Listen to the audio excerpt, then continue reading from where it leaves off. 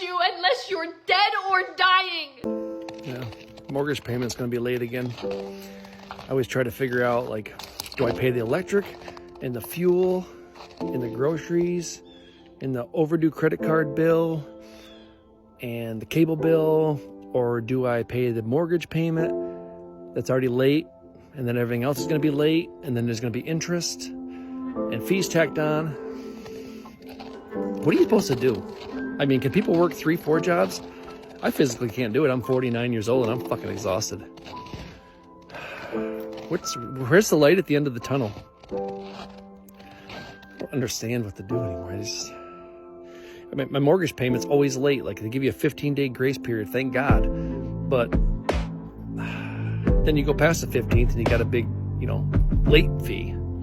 That's the problem I have. You pay it past the end of the grace period, and then you're like, thank God I finally paid it, right? But then you realize it's due again.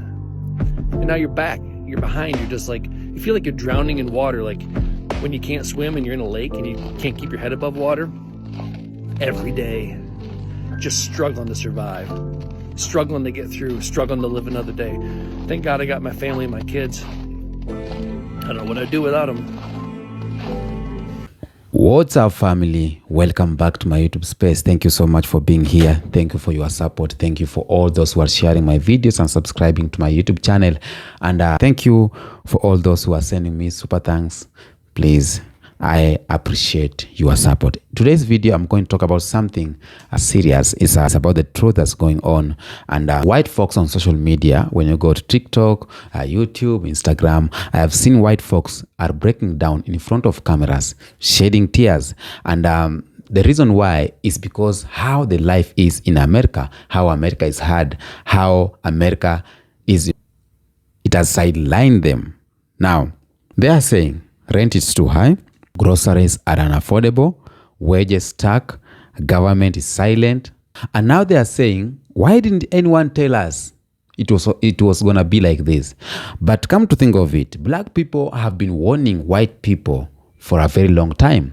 Black people have been here feeling or going through the same what these white folks are going through for a long, long time. It's not about what's going on right now. It's about the ignorance. It's about what you are told, and because you had the privilege, you did not talk about it. You stayed quiet. And we have seen videos. People are sitting in cars, crying in the bathroom, a face full of tears. You have seen videos. White folks are saying, waking up, they can't afford food, they can't afford rent, and etc., etc. Now, before I continue this video, I want you to watch these clips. I've compiled clips of white people talking about how America is hard. And mind you, this is things that black people have been going through for a long time. Let's watch these clips and then we'll come back here and react on it. So I think we can all agree at this point that the US is in serious decline. I've talked about it from the standpoint of education. I've talked about it from the standpoint of economy. You could talk about it from the standpoint of just about any way that we meet people's needs in this country, people are not getting their needs met. It's hard to say when this decline started. I think you could say that it even started in the 1970s, but I think it became apparent in 2016 when we democratically elected a right-wing demagogue, which is what countries in decline do. And I've been pretty clear since about last summer or so that my continuing to stay in this country is a choice to go through a very difficult time in history. And I also understand that the choice to stay is itself very privileged. And I guess I'm making this video partly as a caution and partly as a call to action. As a country declines, there is this pattern of insane concentration of wealth, and those who own the wealth start to engage in a lot of corruption in order to keep the wealth going. And where there once was order and maybe some facade that there was not that much corruption, that is all gone. And the people who are in the middle and the upper middle economically start to get swallowed up by the wealth inequality. And the typical reaction of people who are supposed to have privilege in the society is that they will fight very hard to maintain that position. And so my caution is to let you know that we are not at that place in history where we elect a different representative. We're at that part of history where we rewrite the way that government works, the way that education works, the way that economy works. It's a much bigger change. We're waiting and holding on while this current thing crumbles. We're not building anything. And for those of us who are more privileged, it is time for us to let go of our privilege and some belief that we are supposed to have more money than the people who are marginalized in our society. One of the ways that marketing gets at us is that it throws the wealth inequality in our face and tells us that we need to pretend that we have more money than we have. And most people are just going around pretending that they are in okay financial shape. We pay $1,800 a month for a family of 4 to have health insurance. My daughter was recently diagnosed with diabetes, and they are charging us $4,000 on top of our monthly premium. They are charging us $4,000 for the services that she had to literally save her life. On top of that, they would not cover her insulin pen that she needs. She gets half doses of insulin based on her carbs, and for some reason they didn't cover that. Why the fuck am I paying you $2,000 a month if you're not going to even cover what she needs? So it's really hard for me to feel sorry for the CEO of United Healthcare, honestly, or his family, knowing that they have screwed people out of literally their lives. They have not covered things that are medically necessary, life-saving measures to keep people alive. It's not like people ask for diabetes. It's not like people ask for cancer. These are things that just happen, and you shouldn't have to die because you can't fucking afford it. Is anyone else completely sick and tired of living in America where you're expected to work your entire life? Like, we are not here to work. Our jobs are not our lives. Our jobs are not our purpose. Like, everyone asks me, like, what's your job? What are you doing with your life? Like, I'm just trying to save enough and get passive income so I can go travel the world and start my life. Like, everyone thinks their purpose is to work. Like, you get done with high school, then you go to college for 4 years, then you're $30,000 in debt, and then you're trying to find a job just so you can pay off that debt over the next 3 years.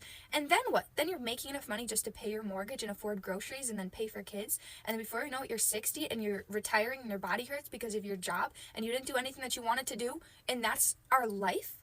That's what you're expected to do. And if you break out of that, then people are going to judge you and think you're weird or you're crazy or you're a hippie. I'm so sick of it. America needs to make a change. Something needs to change because people are not happy here. People are not living their dreams. People are not living their life. They are working. They think that their work is their life. It is not that way. I've had enough. Yeah, I've had enough of this horse shit. I don't give a shit what kind of law you make. I ain't going to follow it. I ain't paying my taxes this year. I just don't even care. I'm not going to be ruled by tyrants. I'm done. No taxes. I'm not following your goddamn laws that you make that are arbitrary and unconstitutional. I just ain't doing it. I've had fucking enough of your bullshit. Washington State, Oregon, California, kiss my ass. I ain't following no more laws. No more new laws that don't make no sense. Your little snitch line and all your bullshit you got going on, I'm not doing it. I'm not funding your scams and your NGOs and your fucking bullshit. Your wars, your thieving. Yeah, thieving. You loudmouth politicians that don't give a fuck about the common person. I'm done. I've had enough. I am no longer going to participate in your horse shit. And I don't give a fuck what you try to take from me. I come into this world with nothing. I'll go out with nothing. I don't give a fuck. Fuck you and fuck off. And on top of that, you best leave me the fuck alone, because you won't like the results if you come out here and try to stomp on my neck. It won't end well. I'm old, and I'm mean as fuck. Leave me alone. I ordered $80 worth of stuff from an Australian company. Today I get an email saying I have to pay $200 to get it shipped here. And so I'm like, okay, it's a scam. But everything checks out. So I go to track it and this is what it says. Like, what are you fucking talking about? Like, why would I pay double what I paid? And I already paid. Like, why wouldn't you tell me this at checkout? And I could have saved myself a hassle. Like, what the... We're 2 months into this nightmare. The damage that this guy has already done to this country is overwhelming. I mean, it's just mind-boggling how bad it is. I can't think of not one good thing that he's done that helps any of us in this position. He's hired a bunch of complete buffoons to run our agencies. He's dismantling those agencies. All of those agencies were put in place to protect you, the American people. Those are not to serve the government. They're about you. And yes, we need them. Without them, corporations, foreign countries, everybody takes advantage of you, and we just get run the hell over. All of that stuff was put in there for our benefit. And if you want to make things more efficient, make things more efficient. You don't do that by slashing them in half, leaving people without Social Security, slashing veterans benefits. What the hell is wrong with that guy? It's a complete and utter fucking disaster up there, and it's only getting worse. You guys think it's bad now. This economy is in free fall. Businesses have stopped hiring. They're laying people off. The stock market is crashing. The dollar is under threat. You imagine how bad it would get if the US dollar lost its dominance as the primary currency for trade. Real bad. You would feel that shit at home, guys. Shit is bad. It's getting worse, and nothing he's doing is good. Somebody give me one good thing he's doing that's actually true. They got this doji guy talking about saving money, but using lies to pitch it to everybody. It's complete nonsense. I hope you guys are out there making some noise. I hope you're on the street. And if you're not, you better get out there. There are a lot of protests coming up. There's a big one on the 5th of April. I know there's several in my area that we're getting involved in. There's some townhomes. I plan on attending and making some damn noise. The only thing that saves us is millions of us on the street, period. We can't wait for the next election. I think you guys understand that. It's too far away. We can't expect the institutions that were put in place to protect us because they've already fucking failed. We can't expect the Democrats that are in charge right now to save the day because there's only a handful of them that have any damn balls to do anything. It's up to us. We have to be on the street making more noise than this administration and our congressional leaders can ignore. That's how we change this. So get to it. And don't forget about your own personal finances. I bet none of you are planning big vacations or big purchases. You know why? Because you're all anxious. Everybody is hoarding their money. When people don't spend, it's bad. 70% of our economy is driven by the consumer. We stop spending money, the economy suffers. I sure as hell am not going to go spend no damn money. I'm hoarding myself. Everybody's hoarding. So are you ready for those massive price increases? Brought to you courtesy of convicted felon Donald Trump, the most criminal and incompetent man ever to serve as president of the United States.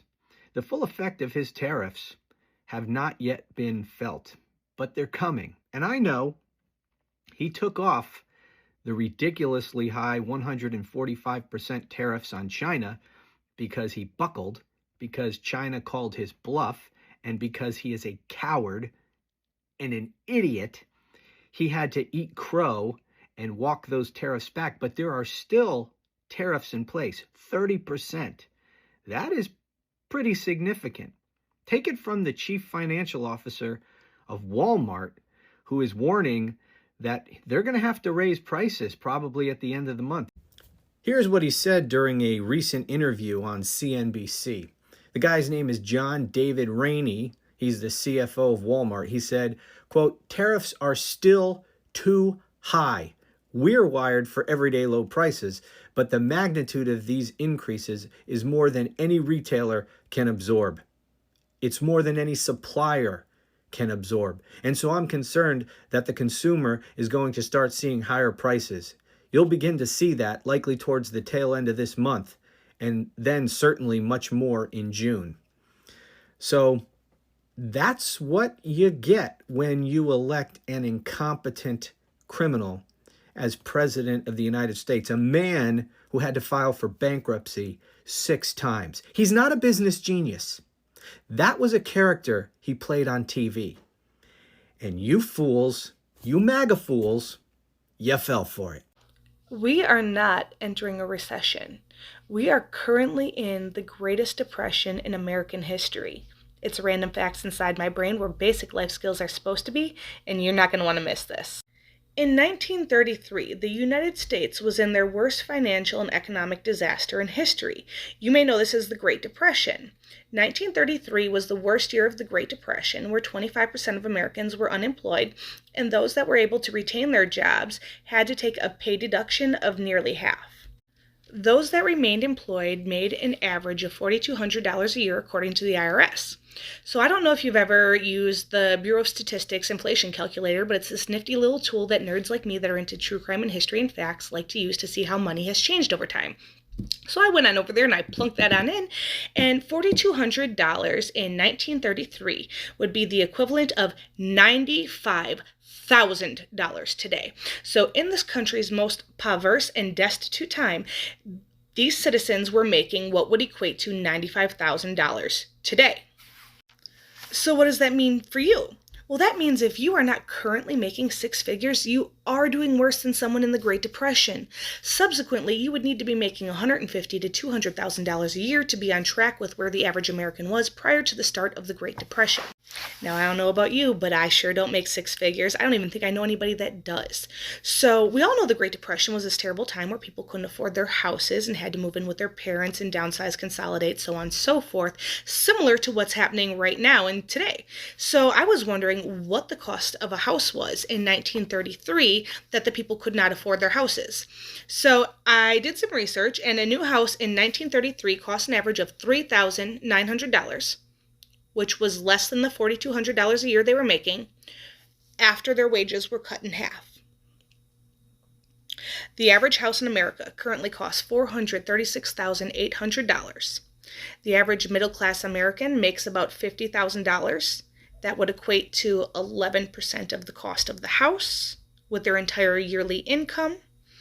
Keep in mind, many Americans are working 2 and 3 jobs to make that $50,000.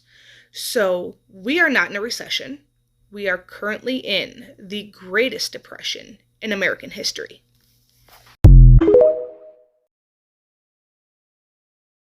People are broke, and now there's proof showing up in the numbers. Kellogg's reported an 8.6% drop in cereal sales. Crocs pulled its entire financial forecast. Heineken says people are drinking less. And even global giants like Nestle are seeing sales fall across the board. And what's scary about this, it's not about cutting luxuries. People are walking away from everyday items.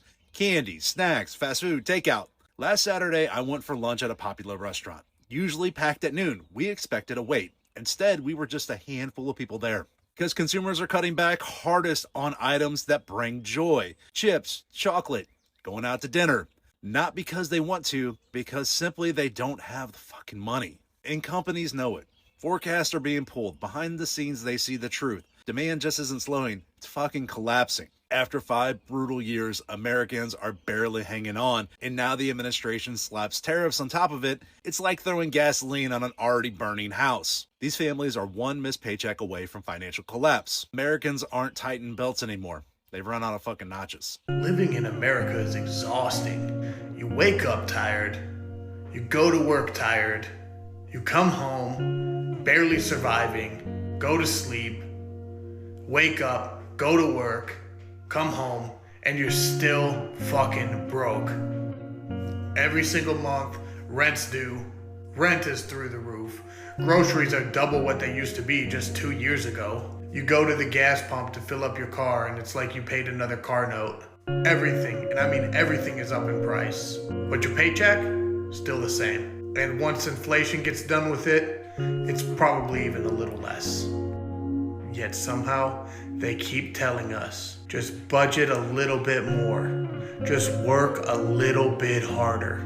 Like, I'm sorry, how many jobs do I need now? 4? 5?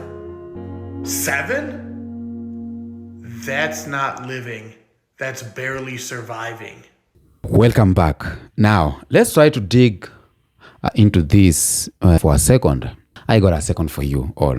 When black people spoke about what's going on in the United States, when black people were going through this same hell, when black people could not afford health, when black people could not afford education, when black people could not afford to own house, black people went on marching, but they were told they are violent. Black people, they sang about the struggle. They said it is too political. But now, when white folks feel the pain, suddenly it's a crisis. Suddenly, it's let's have a conversation, we need to change and the system is broken. No, the system was broken long time ago. The system was not fit for the black people. The system was not fit for the less, for the poor white Americans. But the white Americans, they were brainwashed to think that the system is in their favor. So they did not see those few cracks that were there. Now the cracks are big and bigger and bigger. They are starting to feel the pain. They are starting to experience the life. It's a crisis. Why is black suffering gets ignored? Why are black people being ignored each time they talk about police brutality, each time they talk about the economic crisis, each time they talk about the house ownership, each time they talk about the wages? Why are they being ignored? But now, white discomfort get national attention. And let me tell you for a fact, here's the truth. The countries of US runs a system that was never sustainable. It was a country for the rich white people. It was a country for the rich Americans. And when I talk about Donald Trump saying, let's bring America back to Americans, he's not talking about making you feel comfortable as a poor or middle class white America. It is not about that. You have seen the policies or the policies that he has put across are not on your favor. And that's why when you go to the grocery store, you cannot afford. And that's why you as a white American, you have to work harder, work 2 or 3 jobs, work longer hours for you to sustain that. And still the taxes are high. Some things that black people have been struggling with it for a long time. This system, American system, was built on exploitation. First, exploitation of black people. Now, all people, white people now getting hit with the same struggles. Overpriced housing, where they talk about medical debt, they talk about students' debts, they talk about burnout, they talk about paycheck, living to paycheck to paycheck, or paycheck disappears even before the month ends. Now it's like you all are feeling it. But black people, black Americans, they told you, they warned you. American or black women want white women. And when we were trying to warn you, or when black people were trying to warn you, you were like, okay, you are too much. You're just talking about race and everything. So you just didn't listen about these warnings. But if you could have listened about these warnings, you could have made a better choice maybe in the ballot box. You could have made a better choice back then. Because you are capable of making change easily. Your color gives you privilege for you to make a change. And again, there is something I've never loved to talk about. Black people may go on the street and they will be listened. They will create tensions and the system will tremble. They will try to adjust the system. Black people, when they engage into crisis, maybe shootout and everything, they may be a force. People will talk about it.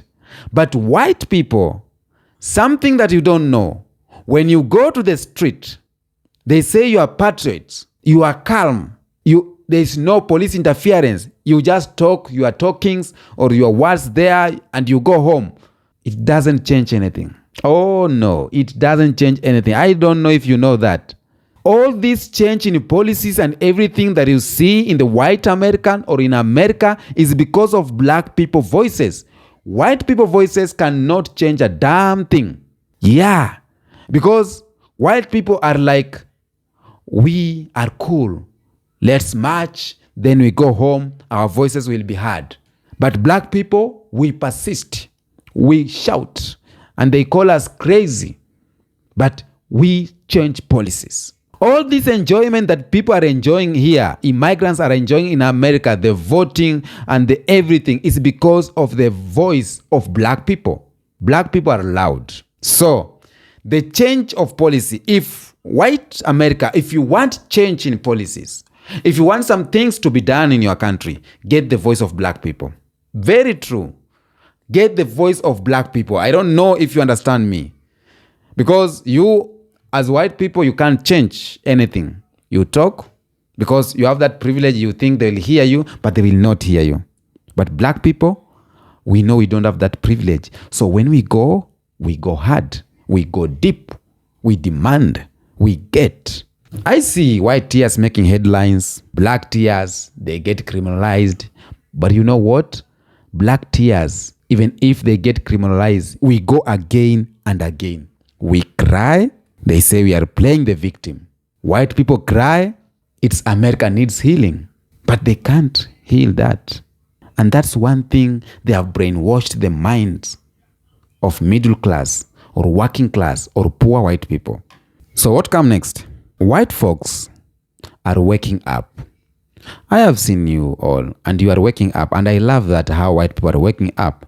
But will you all do anything with this realization, or you'll just, because waking up is one thing and going for it is one thing. Black people, when we wake up, we go for it. So I'm asking the white people, the white system, or the white folks who are claiming about how tough is it? Are you going to organize, or are you going to speak for change? Are you going to vote with purpose, or support the communities that want you? Or what are you going to do? Because if really you want change, you need to support the communities that want you. And the community that want you is a black community. If you are going to organize, that means you are guarding the behavior of the black people. If you speak up for change, you are entering the behavior of black people. And that's what a lot of white people don't want to. They don't want to admit that they want to speak up. They don't want to admit that they want to organize. They don't want to admit that they will support black people, because crying on the camera is not the end. Black people, most of us, when we cry on the camera, we go on the street too. Because black people don't need your tears. Black people need your action. And this moment is a test. And this test is, will you join the fight, or will you fold as usual? I know what I'm talking about. There is a struggle, and this struggle, you put black folks on the front line and you keep on the back folding. And that's why on April 5th, when black people are not on the street, some white folks come on the camera and they talked about why are they not here. And you could see how the protest was cool. And nothing has been done. Policies after policies being unfolded. So, will you do the right thing? The right thing is to organize, is to speak out, is to fight, is to join hands with black people. And it's very hard to do that, because when you join hands with black people, that means you are losing some privileges. You are losing some privileges. You are losing some of your integrity, some of your ego that you have created for so long. If you don't want to do that, then you'll continue to cry. Something to my black family. Let this moment remind you, we weren't crazy, or we are never crazy. So all those black folks who are saying, oh, I'm tired of black fatigue, black fatigue, black fatigue. We ain't crazy. We are up to something, and we are changing, we are organizing, we are talking, and we have made impact to the country. We build since day one. Our ancestors build. Here comes other generation. They talked about things. Unite. Now, it's my turn as a black person to finish the work that Martin Luther King Jr. started, Marcus Garvey started, Lumumba started, Thomas Sankara started, Muammar Gaddafi started. Because if we don't do this, nobody will do this. I can be called names, emails, text will come saying, leave us alone. But what I'm doing is trying to put sense on all of us, Africans, Black Americans, Caribbeans, and see at the end, how are we going to make things. You see? So all black people, you are not crazy when you are shouting, going to the street, protesting. You are not crazy. You are not bitter. You weren't victims. We were right all along. We were right from day one. Right from the day of our ancestors. Right from the day we started fighting for the rights of this country. To my white people, my white friends watching this video, Welcome to the struggle. The struggle is real. I know you can feel the pain. And this pain, black people have been feeling for decades. Number of decades. More than years. Since 1800s, 1600s. Africans are feeling this pain up to now. Africans are going through hell in the hands of white supremacy. In the hands of white system. You are just on the top layer. You haven't gone deep because of your color. But welcome to the struggle.